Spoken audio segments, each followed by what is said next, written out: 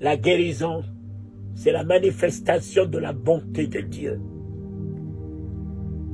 La résurrection, c'est la manifestation de la miséricorde de Dieu, de la compassion de Dieu. Et quand il voyait les malades, l'esprit de compassion qui était en lui se mettait à l'œuvre. Mais cela ne faisait pas partie de ces 2 feuilles de route. Donc, même s'il n'y a pas la guérison dans ce que tu fais, crois. Crois. Fais ce que Dieu te dit de faire. Persévère. Si tu ne vois pas les miracles, persévère. Persévère. Le nom de Jésus qui sort de ta bouche reste et demeure le plus grand miracle. Le plus grand miracle.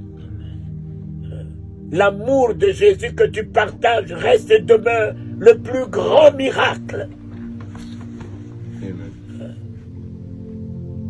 Le Saint-Esprit que tu partages, un esprit de paix, de joie avec les autres, c'est le plus grand miracle. Merci, papa. Merci.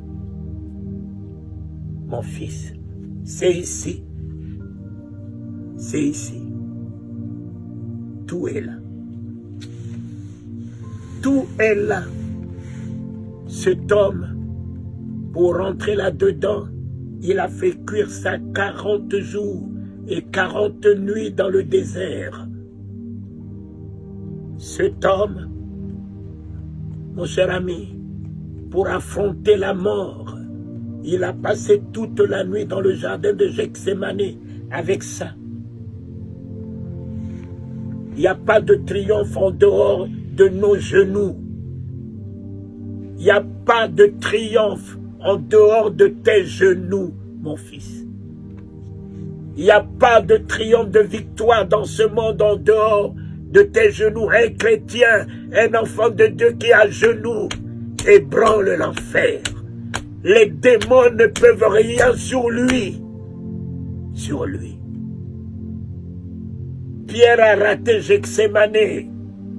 Pierre est devenu sanguinaire, coupant l'oreille et allait renier son maître devant une pauvre femme. Jésus a réussi Gethsémane. Il a affronté ses ennemis. Il a pris Judas dans les bras, le traître, le méchant, l'ennemi. Au lieu de nous détourner de nos ennemis, au lieu de ne pas leur tendre les mains, lorsque tes genoux sont par terre toute la nuit, tu as la hauteur au-dessus de leur méchanceté. Tu prends de la hauteur au-dessus de leur ingratitude. Tu prends de la hauteur au-dessus. Il a pris Judas, il a appelé mon frère. Mon frère. Oh Seigneur, tu as trouvé tout cela où? Il a trouvé tout ça dans le jardin de Gethsémane.